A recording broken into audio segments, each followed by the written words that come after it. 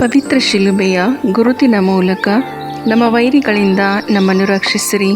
ನಮ್ಮ ಸರ್ವೇಶ್ವರ, ಪಿತನ, ಸುತನ ಮತ್ತು ಪವಿತ್ರಾತ್ಮನ ನಾಮದಲ್ಲಿ ಆಮೇನ್. ಓ ಯೇಸುವಿನ ಪವಿತ್ರ ಹೃದಯವೇ, ಸಂತ ಕನ್ಯಾಮರಿಯಮ್ಮನವರ ನಿಷ್ಕಳಂಕ ಹೃದಯದ ಮೂಲಕ ಮತ್ತು ನಿಮಗೆ ಅತಿ ಪ್ರಿಯರಾದ ಸಂತ ಜೋಸೆಫರ ಮಧ್ಯಸ್ಥಿಕೆಯ ಮೂಲಕ ನನ್ನ ಇಂದಿನ ದಿನವನ್ನು, ಎಲ್ಲ ಕೆಲಸ ಕಾರ್ಯಗಳನ್ನು, ವಿದ್ಯಾಭ್ಯಾಸವನ್ನು, ಪ್ರಯಾಣವನ್ನು, ಇಂದಿನ ಅನುಭವಗಳನ್ನು, ಆರೋಗ್ಯವನ್ನು, ನನ್ನ ಕುಟುಂಬದ ಸದಸ್ಯರನ್ನು, ಬಂಧು ಮಿತ್ರರನ್ನು, ನೆರೆಹೊರೆಯವರನ್ನು, ನಾನು ಸಂಧಿಸುವ ವ್ಯಕ್ತಿಗಳನ್ನು ನಿಮಗೆ ಅರ್ಪಿಸುತ್ತೇನೆ. ನಾನು ಆಡುವ ಮಾತು, ಮಾಡುವ ಆಲೋಚನೆಗಳು, ತೆಗೆದುಕೊಳ್ಳುವ ನಿರ್ಧಾರಗಳನ್ನು ಆಶೀರ್ವದಿಸಿ ಅವುಗಳಿಗೆಲ್ಲ ನೀವೇ ಪ್ರೇರಣೆಯಾಗಿರಿ.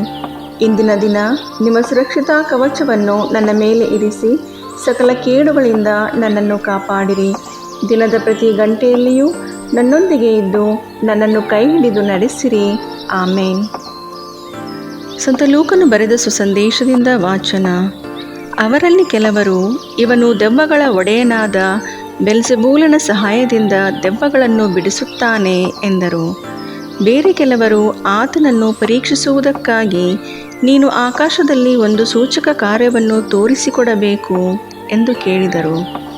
ಆತನು ಅವರ ಆಲೋಚನೆಗಳನ್ನು ತಿಳಿದುಕೊಂಡು ಅವರಿಗೆ ಹೇಳಿದ್ದೇನೆಂದರೆ, ತನ್ನಲ್ಲಿ ಭೇದ ಹುಟ್ಟಿದ ರಾಜ್ಯವು ಹಾಳಾಗುತ್ತದೆ ಮತ್ತು ತನ್ನಲ್ಲಿ ಭೇದ ಹುಟ್ಟಿದ ಮನೆ ಬೀಳುತ್ತದೆ.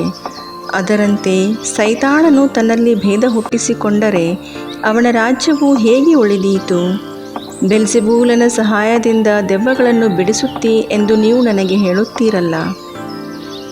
ನಾನು ಬೆಲ್ಜೆಬೂಲನ ಬಲದಿಂದ ದೆವ್ವಗಳನ್ನು ಬಿಡಿಸುವುದಾದರೆ ನಿಮ್ಮವರು ಯಾರ ಬಲದಿಂದ ಬಿಡಿಸುತ್ತಾರೆ? ಆದುದರಿಂದ ಅವರೇ ನಿಮಗೆ ನ್ಯಾಯ ತೀರಿಸುವವರಾಗುವರು. ನಾನು ದೇವರ ಬಲದಿಂದಲೇ ದೆವ್ವಗಳನ್ನು ಬಿಡಿಸುವುದಾದರೆ ದೇವರ ರಾಜ್ಯವು ನಿಮ್ಮ ಹತ್ತಿರಕ್ಕೆ ಬಂದಿತಲ್ಲ.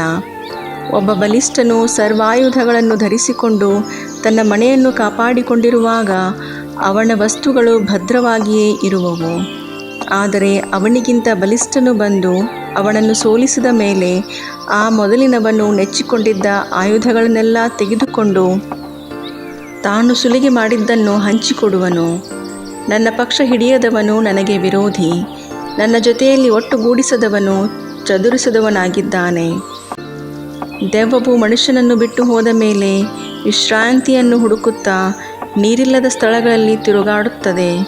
ವಿಶ್ರಾಂತಿ ಸಿಕ್ಕದ ಕಾರಣ ಅದು ನಾನು ಬಿಟ್ಟು ಬಂದ ಮನೆಗೆ ಹಿಂತಿರುಗಿ ಹೋಗುತ್ತೇನೆ ಎಂದುಕೊಂಡು ಬಂದು ಆ ಮನೆ ಗುಡಿಸಿ ಅಲಂಕರಿಸಿರುವುದನ್ನು ಕಂಡು ಹೊರಟು ಹೋಗಿ ತನಗಿಂತ ಕೆಟ್ಟವುಗಳಾದ ಬೇರೆ 7 ದೆವ್ವಗಳನ್ನು ಕರೆದುಕೊಂಡು ಬರುವುದು.